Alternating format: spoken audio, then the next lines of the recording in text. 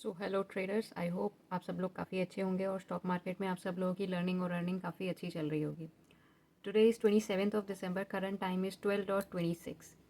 आज India VIX काफ़ी ख़राब परफॉर्म कर रहा है, राइट। तो उसके अकॉर्डिंग मैंने दो छोटे छोटे ट्रेड्स प्लान करे थे, अकॉर्डिंगली उनमें प्रॉफिट भी बुक करा। ऑल दो प्रॉफिट मेरी एक्सपेक्टेशन के अकॉर्डिंग नहीं था, और मैं आपको फटाफट से अपने ट्रेड्स एक्सप्लेन कर देती हूँ। आप देख सकते हैं यहाँ पर निफ्टी 50 का चार्ट ओपन किया हुआ है। ये 5 मिनट टाइम फ्रेम का चार्ट है निफ्टी का। ओके, तो मेरा अजम्पशन ये था मार्केट इस लेवल पर जिस हिसाब से परफॉर्म करेगा उस हिसाब से हम लोग देखेंगे कॉल साइड में हमें एंट्री बनानी है, या फिर यहाँ अगर रिजेक्शन ले लेता तो हम लोग पुट साइड के लिए प्लान करते। तो यहाँ मार्केट ना काफ़ी अच्छे से सस्टेन कर रहा था, तो मैंने मॉर्निंग में कॉल साइड में ट्रेड प्लान करी थी। तो मैं आपको फटाफट से अपनी ट्रेड दिखा देती हूँ। ये देखिए, मैंने 2 जनवरी 23,900 का कॉल ऑप्शन बाय करा था। देखिए, ये जो ब्रोकर अकाउंट के धन के ब्रोकर पर ये जो एरोज़ आपको दिखाई दे रहे होंगे रेड सर्कल के अंदर, ये एरोज़ मेरे बनाए हुए नहीं हैं, ये ब्रोकर ही प्रोवाइड करवाता है, राइट। और इन एरोज़ का मीनिंग क्या है? इन एरोज़ का मीनिंग सिर्फ इतना सा है कि आपने बाइंग या सेलिंग पोजीशंस कहाँ पर बनाई थी वो आपको पता चल जाता है। तो देखिए, इस कैंडल में हमारी बाइंग थी और प्राइस था 184। अब यहाँ पर आपको लॉट्स दिख रहे होंगे कि कितने लॉट्स में हमने बाय करा था। तो हमने 75 की क्वांटिटी में बाय करा था, 184.40 के प्राइस पर हमने इसको बाय करा था। ठीक है, मार्केट काफ़ी देर तक यहाँ पर सस्टेन करता रहा और इवेंचुअली जब मेरे को कुछ ठीक ठाक प्रॉफिट नहीं दिखा तो मैंने 187 के आसपास कहीं पर स्क्वायर ऑफ कर दिया था। वो मैं आपको दिखा देती हूँ। देखिए, 187.55 पर हमने इसको स्क्वायर ऑफ कर दिया था। ऑल्दो मार्केट उसके बाद जस्ट नेक्स्ट कैंडल में मेरे स्क्वायर ऑफ पोजिशंस को स्क्वायर ऑफ करने के बाद अराउंड 207 तक गया था, 205 207 के आसपास। ये आप देख सकते हैं, इसी कैंडल का हाई जो था वो 206 पॉइंट समथिंग था। ठीक है, तो ये थी हमारी निफ्टी की ट्रेड। अब आप बोलेंगे कि भाई मैं तो सिंगल लॉट में यूजुअली ट्रेड करती हूँ, फिर आज मैंने 75 क्वांटिटी कैसे क्यों बाय करी? क्या मेरे को ज़्यादा कॉन्फिडेंस था ट्रेड पे? नहीं, डेफिनेटली मुझे ट्रेड पर कोई कॉन्फिडेंस नहीं था। पर आप देख सकते हैं निफ्टी का जो लॉट साइज़ है ये चेंज हो चुका है। 2023 में इट वॉज 50, राइट। 2024 में गवर्नमेंट ने काफ़ी सारे एक्सपेरिमेंट्स करे और उसके अकॉर्डिंग लॉट साइज़ को 50 से रिड्यूस करके कर दिया गया था 25, राइट। और कल तक भी जब मैं हमने ट्रेड करा था तो कल की भी एक्सपायरी में अपने जो लॉट साइज़ थे वो सब 25 के अकॉर्डिंग थे। और आज मैंने कल भी आपको बता दिया था कि लॉट साइजेस चेंज हो चुके हैं। जनवरी की जितनी भी एक्सपायरी आएंगी उनमें अब 75 का लॉट साइज़ होगा। तो देखिए, यहाँ पर लॉट साइज़ जो है वो 75 का हो चुका है। इसलिए ट्रेड तो मैंने अभी एक ही लॉट में किया था, बट अब लॉट का जो साइज़ है वो इंक्रीज़ हो गया था। ठीक है, तो ये थी अपनी फर्स्ट ट्रेड। मैं इसमें एक बार आपको ऑर्डर्स दिखा देती हूँ। देखिए, निफ्टी मैंने 951 पे बाय किया था, 184 मार्केट ऑर्डर पर एग्जीक्यूट करा और 187 मार्केट ऑर्डर पर ही इसको मैंने निकाल दिया था। 4 से 5 मिनट का ये ट्रेड था जिसमें ऑलमोस्ट हमने 200 रुपीज़ का प्रॉफिट बुक करा था। 200 था, कितना था पोजीशंस? हाँ, 236 रुपीज़ का प्रॉफिट हमने इसमें बुक करा था। फिर स्टॉक ऑप्शंस की अगर मैं बात करूँ तो स्टॉक ऑप्शंस में मॉर्निंग में अपने रडार में आ गया था हिंदुस्तान कॉपर। स्टॉक ऑप्शंस की भी स्ट्रैटेजी मैं आपके साथ शेयर कर चुकी हूँ। अगर आप स्पेसिफिकली स्टॉक ऑप्शन स्ट्रैटेजी के लिए बोलेंगे तो मैं एक specific video designated to stock option strategy आपको बता दूंगी। तो मेरा अजम्पशन ये था, जैसे मार्केट यहाँ से हिंदुस्तान कॉपर यहाँ से फॉल हुआ था तो दोबारा यहाँ से फॉल होने के चांसेस ज़्यादा थे। पर देखिए क्या है, आज ना इंडिया विक्स में कोई खास मोमेंटम था नहीं। मैं आपको एक बार इंडिया विक्स भी दिखा देती हूँ। ठीक है, इंडिया विक्स बहुत पुअर परफॉर्म कर रहा था, और जब तक इंडिया विक्स की वैल्यू 14 के ऊपर नहीं रहेगी ऑप्शन बायर्स का पैसा नहीं बनेगा। हम लोग ऑप्शन बाइंग ही करते हैं।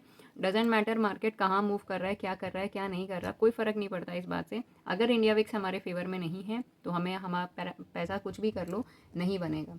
ठीक है, तो यहाँ पर हमारे पास हिंदुस्तान कॉपर जो स्टॉक था वो आया और इसमें हम लोगों ने बाइंग करी थी। ठीक है, मॉर्निंग में मैंने हिंदुस्तान कॉपर में अपनी फर्स्ट ट्रेड प्लान करी थी। मैं अगर आपको ऑर्डर्स दिखाऊं तो देखिए, जो मेरी हिंदुस्तान कॉपर की थी ये फर्स्ट ट्रेड थी 9.34 पे। इसमें मैंने लिमिट ऑर्डर एग्जीक्यूट करा था 10 रुपीज़ के भाव पे, पर मेरे ऑर्डर को लिए बिना मार्केट ऊपर की साइड मूव कर गया और 11 रुपीज़ के आसपास का कुछ मोमेंटम दिखाया। 11.35 हाई गया था उस टाइम पर। ठीक है, तो मैं आपको दिखा देती हूँ। मैंने यहाँ कहीं पर ऑर्डर लगाया था, ये इस वाली कैंडल पे, और मेरा ऑर्डर एग्जीक्यूट किए बिना मार्केट 11.35 पर आया। मार्केट वापस नीचे आया। देखिए, कभी भी ऐसा नहीं होगा कि मार्केट आपको दोबारा अपॉर्चुनिटी नहीं देगा घुसने के लिए। Always you have to remember one thing कि मार्केट की मोमेंटम अगर एक बार आपके हाथ से छूट गई है तो wait for the proper opportunity. तो मैंने दोबारा वेट करा और इस कैंडल में मैंने एग्जैक्टली 10.15 के प्राइस पर लिमिट ऑर्डर सेट करा और वहाँ से आप देख सकते हैं मैंने यहाँ तक का मोमेंटम कैच करा विच इज़ 10.30। यहाँ पर थोड़ा सा प्रॉफिट लॉस दिखाया, बट इवेंचुअली क्या था, जो इंडिया विक्स था उसकी वैल्यू अपने फेवर में नहीं लग रही थी। ऑल दो स्ट्रैटेजी के अकॉर्डिंग, सारी चीज़ों के अकॉर्डिंग मार्केट मतलब जो हिंदुस्तान कॉपर का स्टॉक है वो हमारे हिसाब से परफॉर्म कर रहा था, बट इंडिया विक्स की वैल्यू अपने फेवर में नहीं थी, जिसकी वजह से मैंने इसमें छोटे प्रॉफिट में अपनी क्वांटिटीज़ को बुक कर लिया। सेकेंड थिंग, मैं सेम स्ट्राइक प्राइस को ज़ीरोधा के अकाउंट पे भी चेक कर रही थी। तो क्या हो रहा था ना, हमारा जो प्रीमियम था वो थोड़ा कम मूव कर रहा था बाकी के कंपैरिजन में। तो मुझे लगा इवन इफ़ अगर छोटा प्रॉफिट भी मिलता है तो छोटा प्रॉफिट लेके निकलने में ही भलाई है। तो यहाँ मैं आपको ऑर्डर्स में दिखा देती हूँ। देखिए, हमने बाय करा था 10.35 पर, market order sorry limit order था 10.15 रुपीज़ का। ओके, और फिर मैंने स्मॉल प्रॉफिट में यहाँ पर बुक करने की कोशिश करी। 10.30 पर मेरा लिमिट ऑर्डर एग्जीक्यूट नहीं हुआ और उसके बाद में मैंने दोबारा यहाँ पर ये मैंने लिमिट ऑर्डर सेलिंग पे लगाया हुआ था, पर वो मार्केट ने नहीं हिट करा और 10.51 पर मैंने 10 रुपीज़ 30 पैसा का प्रॉफिट लिया, मतलब ऑलमोस्ट 15 पैसा मुझे मिला और वो लेके मैं वहाँ से हट गई थी। और अभी देख सकते हैं जो लास्ट ट्रेडेड प्राइस है वो 11 रुपीज़ चल रहा है। अगर हम अभी ट्रेड में होते तो अराउंड 2600 रुपीज़ का हमें प्रॉफिट मिल रहा होता, राइट। पर कभी भी मार्केट में ये चीज़ नहीं देखनी है कि अगर हमने एग्जिट नहीं किया होता तो क्या होता। देखिए, ये ऐसा भी हो सकता था कि अगर वैल्यूज़ अपने फेवर में नहीं है, यहाँ से मार्केट नीचे की साइड भी जा सकता था। मतलब कि जो ये हिंदुस्तान कॉपर का प्राइस है वो यहाँ से ऊपर की साइड भी जा सकता था, ठीक है। तो उस टाइम पे कंप्लीट रिस्पॉन्सिबिलिटी आपके पैसे की आपके खुद के ऊपर आ जाती है कि इवन दो सारी चीज़ आपके फेवर में है और कोई एक चीज़ अगर आपके माइंड में आपको परेशान कर रही है कि उस एक पर्टिकुलर फैक्टर की वजह से आपका लॉस लग सकता है, तो I would say doesn't matter profit बड़ा है या छोटा है, लॉस बड़ा है या छोटा है, स्ट्रैटेजी के अकॉर्डिंग एंट्री आई है या एग्जिट नहीं आई है, जो भी कोई कंडीशन है, आई वुड से अगर इतना सा भी डाउट ट्रेड में एंटर करने के बाद भी आता है तो भी आप छोटा प्रॉफिट या छोटा लॉस लेके निकल जाइए, ठीक है। क्योंकि अगर आप सही प्रूव होते हैं तो डेफिनेटली आपका कॉन्फिडेंस बिल्डअप होगा, गलत प्रूव होंगे तो आपका कॉन्फिडेंस के साथ साथ पैसा भी जाएगा, ठीक है। तो ये थी हमारी ट्रेड्स। मैं इसमें भी आपको एक बार जूम इन करके दिखा देती हूँ कि आपको एरोज के अकॉर्डिंग पता लग जाए मैं किसकी बात कर रही हूँ। देखिए, यहाँ पर इस कैंडल पर अपनी बाइंग थी 10.15 पर और ये जो रेड एरो है यहाँ पर हमने सेल करा 10.30 पर और उसके बाद देखिए मार्केट ने हाई लगाया 11 रुपीज़ का और इंट्राडे हाई है 11.35 का। चलो, तो ये थी मेरी आज की ट्रेड्स। ज़्यादा मैंने ट्रेड्स नहीं ली। मॉर्निंग में मेरी 2 ट्रेड्स मिस हो गई थी, एक ये हिंदुस्तान कॉपर वाली मिस हो गई थी और एक निफ्टी में भी मोमेंटम मिलते मिलते मुझे रह गया था, बट कोई बात नहीं, I am happy with today's profit. ज़्यादा बड़ा नहीं है, इट्स बेयरली 500 रुपीज़।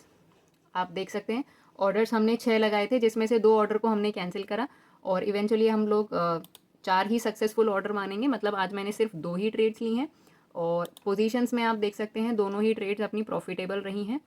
ये मैं आपको एक बार दिखा देती हूँ। देखिए, टोटल जो है अपना 633 रुपीज़ का हमने प्रॉफिट अर्न करा है। अब मैं क्यों आपको बोल रही हूँ कि सिर्फ 500 रुपीज़ का प्रॉफिट है, वो मैं आपको इसलिए बोल रही हूँ क्योंकि जब आप मनी में जाके चेक करेंगे ना तो 4 ऑर्डर प्लेस करने के हमें 129 रुपीज़ पे करने पड़ेंगे अपने ब्रोकर को, राइट। तो वो कट करने के बाद में हमारे पास समवेयर अराउंड 500 रुपीज़ ही बचने वाले हैं आज के। गाइस, एक बार मैं आपको दूसरी स्क्रीन पर ये चार्ट दिखाना चाहती हूँ। इस चार्ट में आप देख सकते हैं मैंने हिंदुस्तान कॉपर का 5 मिनट टाइम फ्रेम का चार्ट लगाया हुआ था। रीज़न नंबर 1, मैंने ट्रेड से एग्जिट क्यों करा, क्योंकि इंडिया विक्स हमारे फेवर में नहीं था। रीज़न नंबर 2, अगर आप इस चार्ट को ध्यान से देखें, एक बार मैं ड्राइंग्स रिमूव कर देती हूँ और साथ में इंडिकेटर्स भी।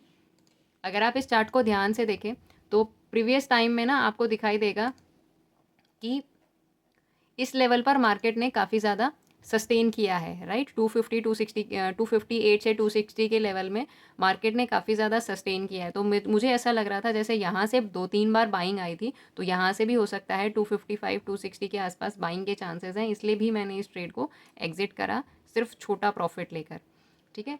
तो this is it for today. आज के लिए मैंने सिर्फ 500 रुपीज़ ही बुक करें। जैसा भी आपका ट्रेडिंग डे रहेगा, do write down in the comment section. अगर आपको स्ट्रैटेजी के बारे में और भी कोई डाउट रहते हैं तो वो भी आप कमेंट सेक्शन में लिख सकते हैं. I would definitely answer all those questions. Thank you and have a good day.